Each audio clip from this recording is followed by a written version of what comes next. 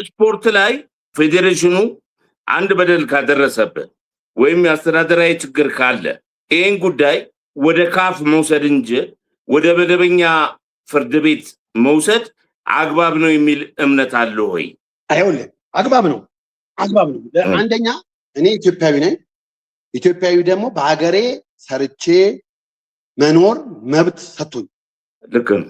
ስለዚህ እኔ በምሰራበት መንገድ ወይንም በምሰራበት ሁኔታ የሰጠኝ ህገ መንግስታዊ መብት ስላለኝ ያን ህገ መንግስታዊ መብቴን እጠቀማለሁ። ምንድነው መሰለ ይሄ ምንድነው የስርዓት በማበላሸት ወይንም ስራን የአንድን ተቋም ስራ ማበላሸት የሚያስጠይቅ መሆኑን ማወቅ አለበት።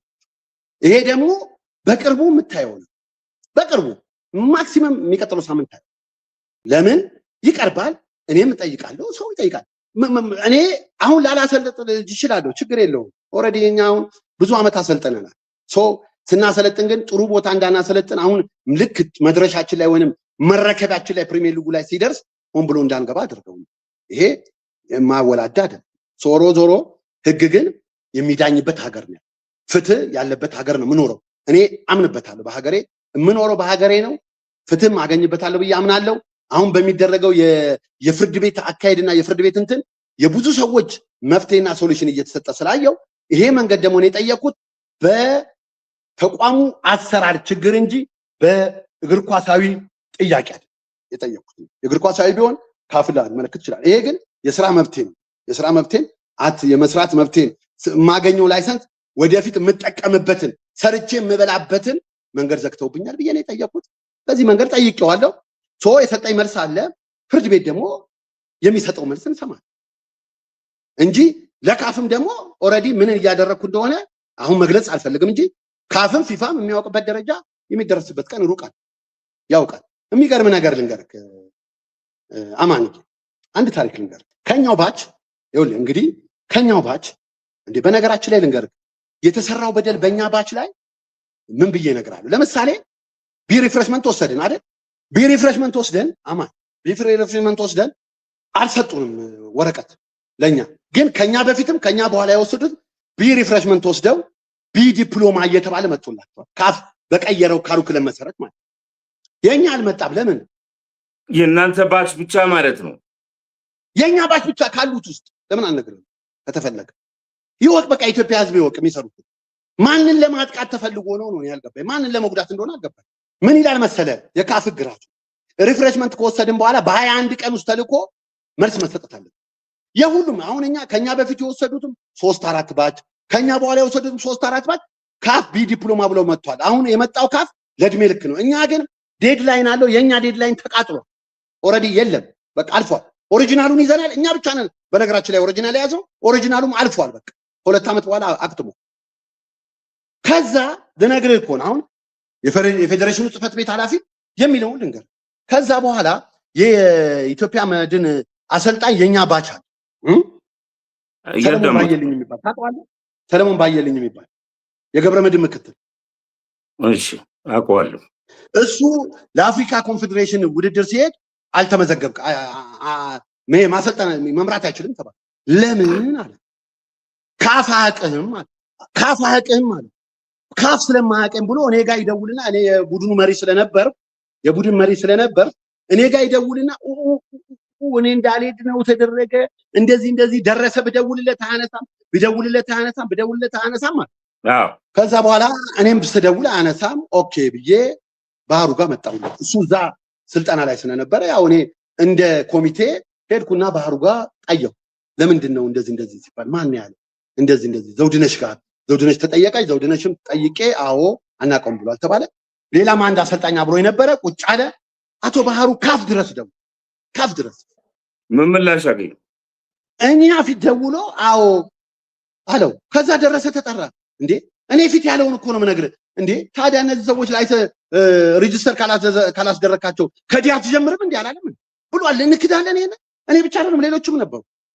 አሁንም በነገራችን ላይ ይሄንቶ አሁን እኛ ምንድነው ከዛ በኋላ ደረሰ ያላልንላቸው ጉዳይ ላይሰንስ ስለሚወስዱ በኤ ይታደሳል፣ በዛው ኤውን ይወስዳሉ አለ። እሺ አሁን ኤ ወሰዱት። እኛ አሰልጣኝ አይደለንም? እስቲ እዚህ ላይ መልስልኝ። አሰልጣኝ እንደዚህ እናድርግ።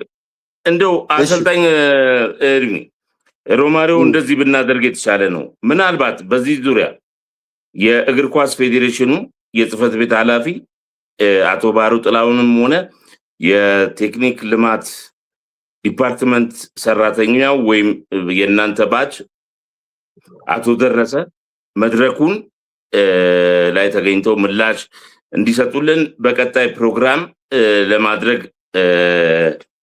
ለማቅረብ ሙከራ እናድርግና አንተ ለመገኘት ፈቃደኛ ነው ወይ? ፈቃደኛ ነኝ።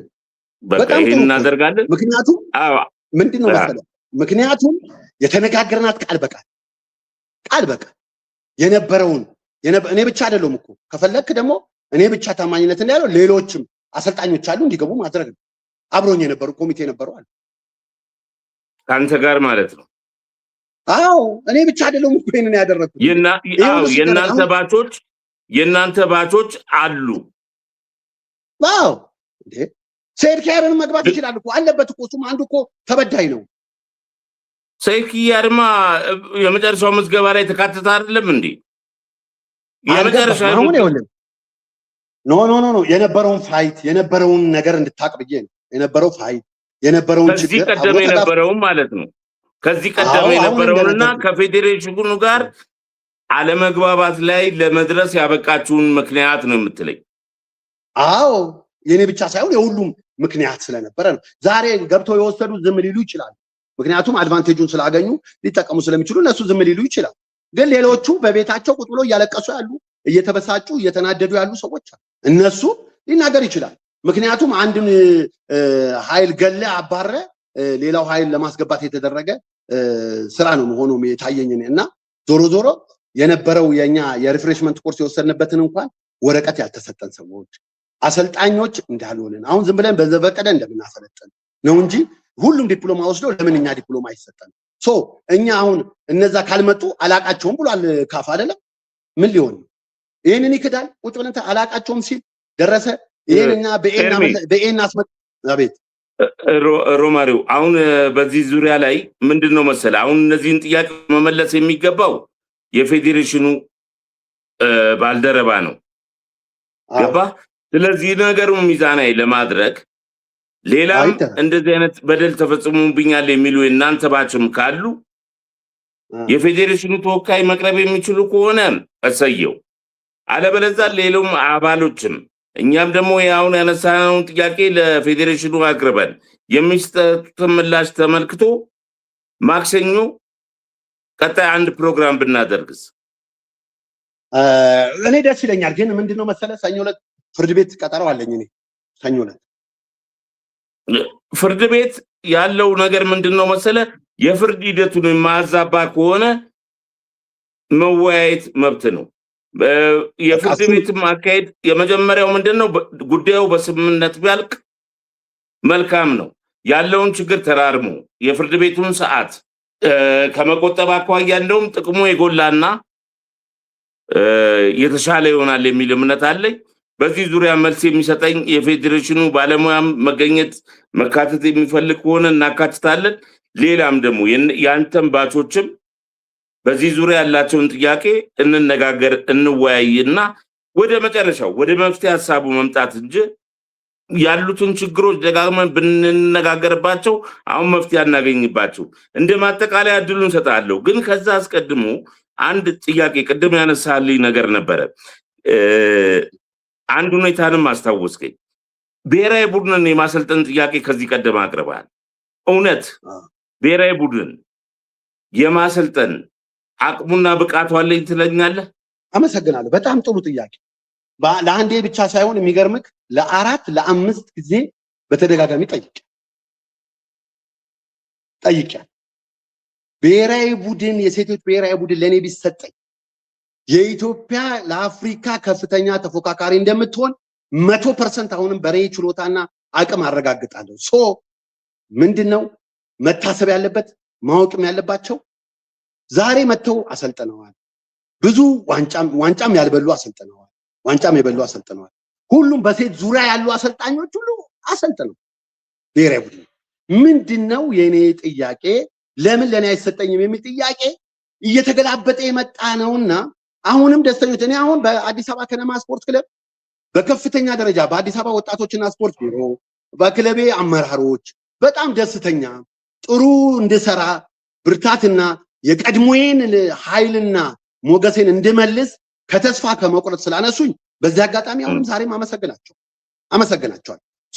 አሁንም ብሔራዊ ቡድን ቢሰጥ በቂም በቀል ሳይሆን በተሰጣቸው እድል ወይንም በችሎታ ገምግመው ቢሰጡኝ እኔ ሀገሬንም የኢትዮጵያን ሕዝብም እንደማስደስት የኢትዮጵያ ሕዝብም ችሎታዬንም አቅሜንም ያለ የሚገርም አሁን እኮ በሴቶች ገብቼ ሂድና አበበ ቢቂላ ብታየው እኛ ሲኖረን የሚመጣውን ሕዝብ ማየት ይቻላል። ለማየት ተደስቶ የሚደግፈን ድጋፍ በሚገርም ሁኔታ እየበዛ የመጣበት ቡድን ነው አማን። ስለዚህ እኔ ብሔራዊ ቡድን ሀገሬን ለማገልገል እኮ ነው የምለፋው። አሁንም እኮ እኔ ከባህሩም ሆነ ከደረሰ ጋር ጠብ የለኝም። ለምንድን ነው ለምን እኔም ብቻ ለማግለል ተሞከረ?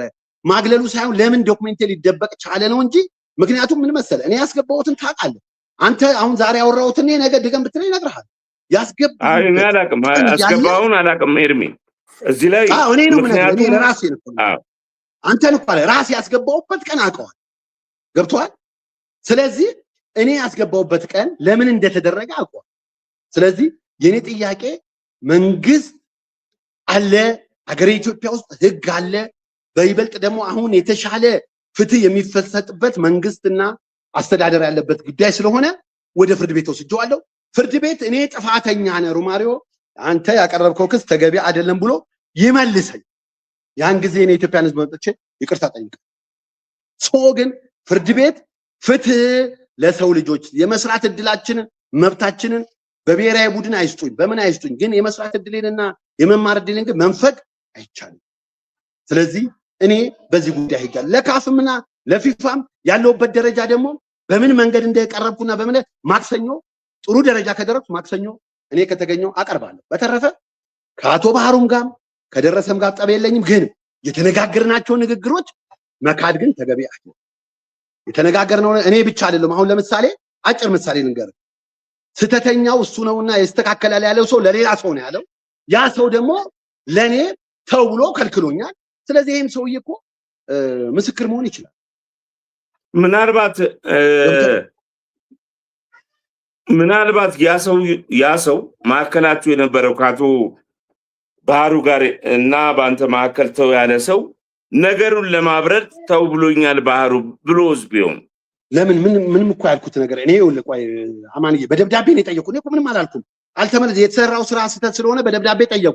መልስ የላቸው። ጠበቁ ቀን መልስ የላቸው። ሄድኩ በአካል ገባው። ኦኬ በቃ ጠብቅ ትገባለህ ትስተካከላለህ አለኝ ባህሩ። ይሄን አላልኩትም ካለ ይናገር አለኝ። እሺ ብዬ ወጣው። ከዛስ በኋላ ቀን ጠበቁና አይቻል በቃ የሚወጣ የለም የሚወጣ የሚገባ የለም ብለው አወጡ። እሺ እንደዚህ ያድርጉ። አሁን ይኸውልህ በስም ዝርዝር ውስጥ የሌለን ሰው ከገባ በስም ዝርዝር ውስጥ ሰው ከሌለ ከገባ ለምን እኔ አልገባ? ካወቀ ካመኑ ህሊናቸው ካመኑ ምንድነው ይሄ ኔጌቲቭሊ ስለታሰበ ብቻ እንጂ ካመኑ። ስለዚህ እኔ አሁን ወደኋላ አልመልስም። ዞሮ እኔ እነሱንም ካጠፋው ሶሪ። እኔ በኳስ ምንም እንትን የለኝም። እኔ ለኳስ ብዬ ከብዙ ሰዎች ጋር በአስተሳሰብ ነው እኔ የምጋጨው እንጂ በእግር ኳስ ፍልስፍና ነው እንጂ ከሰዎች ጋር የምነጋገረው በሌላ ህይወቴ አንተም ጀምሮ ታቀኛለህ፣ ከድሮ ጀምሮ ሌላውም ህዝብ ያቀኛል። እኔ ለስፖርት ካለኝ ፍላጎትና ፍቅር አንጻር እንጂ እኔ ማንንም ለመጉዳት አስቤ አላውቅም። ግን ፌዴሬሽኑ ግን እኔን ለመጉዳት የሚያደርገው ጥረት እስከ ጥግ መሄዱ አናዶኛል። ማለት ብሔራዊ ቡድን ሳይሰጠኝ እሺ ብዬ ተቀምጬ ለሁሉም ሰጥቶ መንግስትም ይፍረድ። እኔ በተቻለ መጠን ሀገሬን ለማገልገል ወጣቶች ላይ በመስራት ታዳጊ ላይ በመስራት ሴቶች ይሄ ሁሉ እየታወቀ ያለ ዛሬ የለህበትም ተብሎ መቀመጥ በዛ ላይ ያወጣነው መስፈርት ከኛ ውጪ በሚል ነው። እኛ ውጪ አለመሆናችንን እያወቀን ዛሬ ከኔ ኋላ የመጡት አሰልጣኞችን ሰጥቶኔን 25 ዓመትና 27 ዓመት የለፋውትን አርፈቁጭ በል ማለት በማንኛውም ሰው ህሊና ተቀባይነት የለም። የኢትዮጵያ ህዝብ ይሄንን በደንብ እንዲያውቅልኝ የምፈልገው እኔ 27 ዓመት አሰልጠኛለሁ። ዛሬ የመጡት ግን ከኔ በላይ እየወሰዱ ነው ያሉት። ይሄን ደግሞ የኢትዮጵያ ህዝብ ይፍረድ ነው የምለው። ውጭም ያለውም አገር ውስጥም ያለው ያቀኛል። እኔ በተቻለ መጠን የኢትዮጵያን እግር ኳስ ለመለወጥ እና ወደ ጥሩ ደረጃ ለማድረስ ነው የምጥረው የማስበው። ሀገርም ካልፈቀደልን ምንም ማድረግ አንችልም። ግን እንደ ተቋም ግን የተበደልኩት በደል የኢትዮጵያ ሕዝብ እንዲያውቅልኝና እንዲረዳልኝ እፈልጋለሁ። አይደለም እኔ ፕሮሞሰድ መድረሻ የነበረበት ዘመን ነው። ስለዚህ ዛሬ እኮ እኛ ውጪ ቁጭ ብለው እኛ እያሰለጠነን የነበሩ ሰዎች አማን የሚገርም ነገር እኛ ዛሬ እኮ መተው ከውጭ መተው እኮ ከኛ ቀድሞ ላይሰንስ እንዲወስዱ የተደረጉ ሰዎች አሉ። እኛ እኮ እዚህ ኢትዮጵያ ውስጥ እያሰለጠነን የቆየን ማለት። ስለዚህ ይሄ ተገቢ አይደለም። ፌዴሬሽኑም ስራ አስፈጻሚ ሁለቱ ጋር ነበር፣ ግን በስራ አስፈጻሚም ደረጃ ያሉት በነ ኢሳያስ ጅራ ባሉት አይቶ ተገንዝበው ቢያስተካክሉት ደስ ይለኛል። ግን ካልሆነ በህግ የሄድኩትን መንገድ አይቼ ካልሆነም ኳስ ሪዛይን አድርገን የምናቆምበት ሊሆን ይችላል። ሌላ ስራ ሰርተን መኖር የምንችልበት ደረጃ መስራት የምንችልበት ጥሩ ወዳጆች፣ ጥሩ ጓደኞች፣ ጥሩ ሰዎች አሉ።